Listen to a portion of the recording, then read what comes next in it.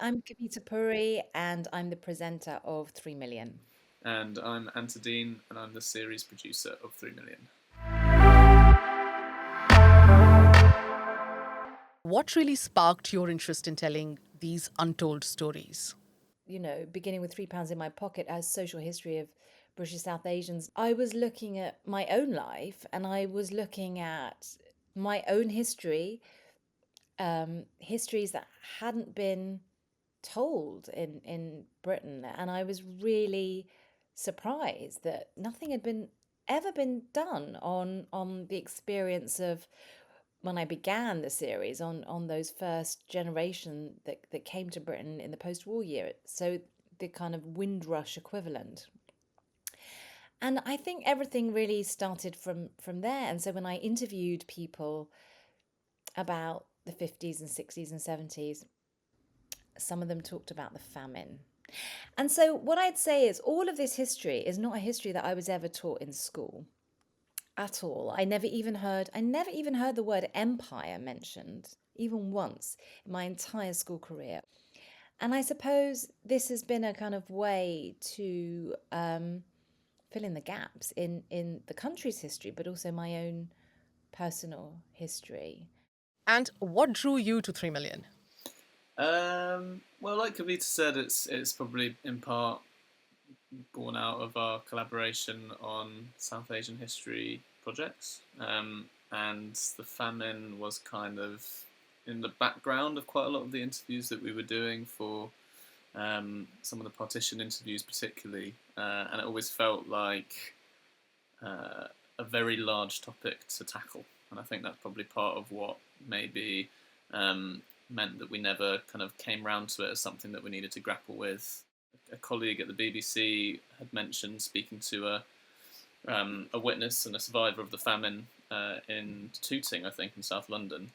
The fact that we could still just find people in the UK who had experience and memories of the famine, I guess made it feel a bit more manageable, made it feel like we had actually an access point into this really large and complex story. And as soon as we started to be able to talk about it from the perspective of kind of people's memories of that time and focusing on why it's been so forgotten and why the 3 million people who died have no memorial, that kind of gave us an entry point into something that I think, if we'd come at it from a different angle, might have been almost just too intimidatingly large and complex to even approach. And I must just add to it a phenomenal piece of podcast. It's absolutely phenomenal. I finished the third episode.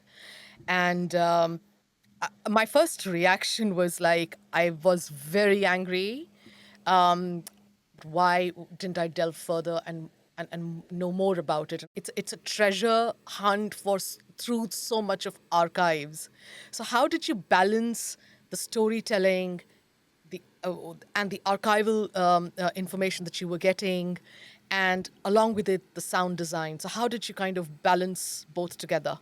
For me, this was like the most challenging radio series I've probably worked on in terms of getting that balance between all the different elements that you mentioned, because, like I said, there was so much explaining to do, just to kind of just before you even get in the door. And so trying to balance the complications in terms of explaining this famine that is still massively disputed today, that historians spend reams and reams of words and pages trying to unpick just one single factor on, and for us to try to work out how to acknowledge and help the listener to fully understand what happened, while also not getting completely bogged down in something that will make for a really, really tough listen, while having testimonies that are gripping and compelling, but not making a programme that feels unethical in terms of cliffhangering on people's suffering. I think trying to balance those elements and not have sound design that's incredibly cheesy, while also helping to immerse people in something that could otherwise feel quite academic. Those are definitely the balances that we were trying to strike, and in a way, that's probably where the most kind of energy and work, and also creative enjoyment went, in terms of both of us trying to, and along with the few other members of a team trying to figure out. But we were very singular in our question, which is, it wasn't even how could 3 million people die, it was how could the memory of 3 million people disappear, and why is there nothing to show for them? Why is there no memorial or a plaque? And so I think once you've worked out that that's your driving through point, everything becomes much easier. Otherwise, it just becomes like a kind of causes and who said what, and it's too unwieldy, and you can't. No one's going to listen to that. And I think we also spent quite a bit of time thinking about who our characters are, and that is a choice. So our characters were colonial British, and within that spectre are heroes and villains. They are also kind of our Indian characters, because obviously I say Indian because it was undivided India at the time. Again, there are people who suffered and victims. There are people who had a different experience. They may have done quite well from the famine, and so the characters that we choose show the complexity of the story.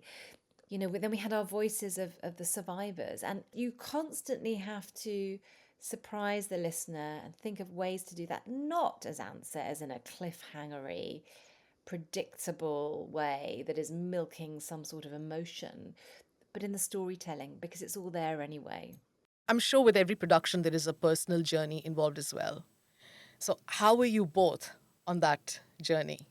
Were there moments where you were completely frustrated? Were there moments where you were angry? So with each interview we did, we learned a little bit more, and with the research in the archive, we learned a bit more, but we were very guided by the stories and the voices that we heard. And so it was quite organic, actually. And, uh, we made 5 episodes, but we didn't know that the sixth episode would be that I so randomly bumped into somebody who happened to be the granddaughter of the governor. That's a massive thing. And then we got the opportunity to go to Bengal, and that experience with the survivors was completely different. So we didn't have any preconceived ideas at all. And things kept changing even at the very, very last moment. I think that's quite good. I think it's important to be quite open to things and flexible. I think that if you're dogmatic, that's not a good thing, especially when you're dealing with something as controversial as the Bengal famine. In terms of the emotion of it, it's obviously a really really heavy subject, so I think, I mean, you can hear it in the podcast that that emotion almost kind of came through in maybe surprising or different ways than you might expect.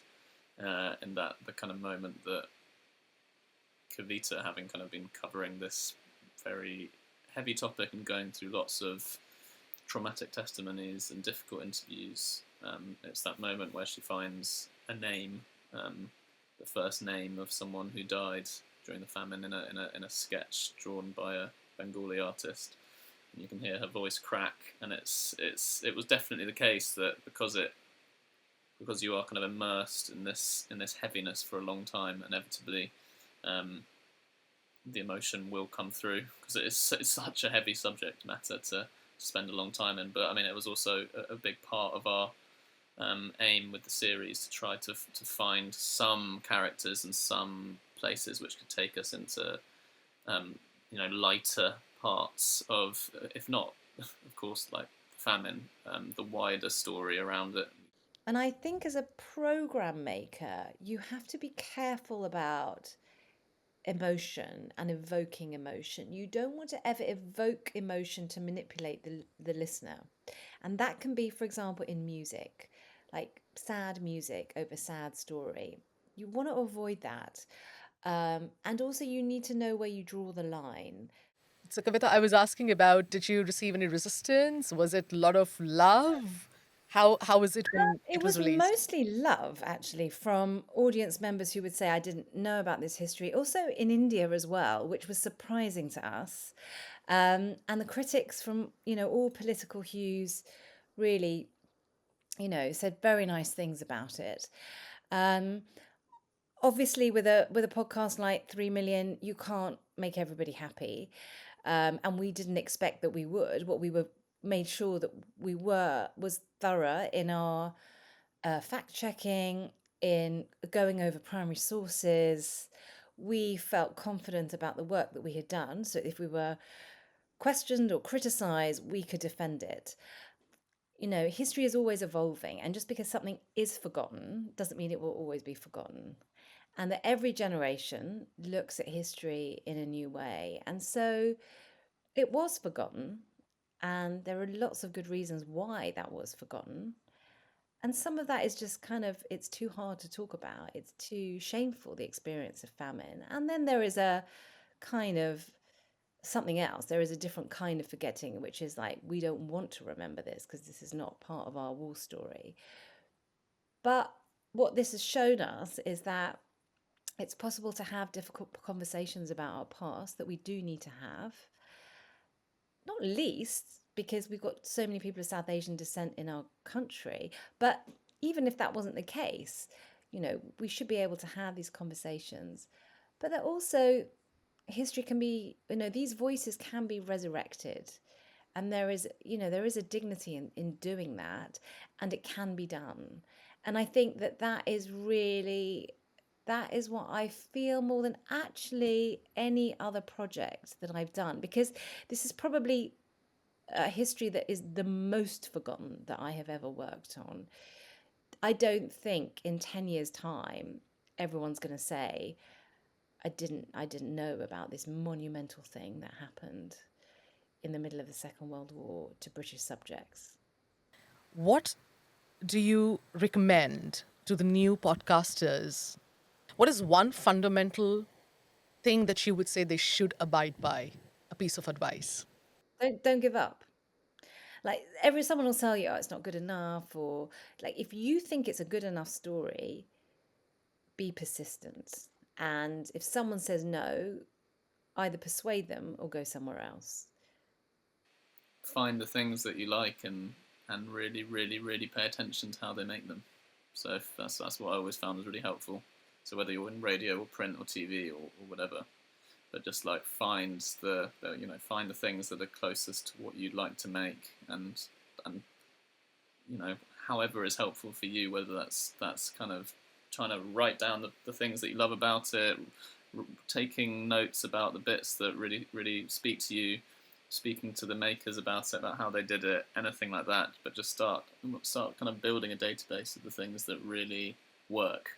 And I found that so helpful in terms of not being intimidated when I started out, trying to make things of my own. And obviously it takes a while before you're making things that sound like the things that you like, but the most important step on the way, or one of the best early steps you can take, which is free or just take some time, it's quite fun, is just to zero in on the stuff that really inspires you, and try and crack the code of how they make it.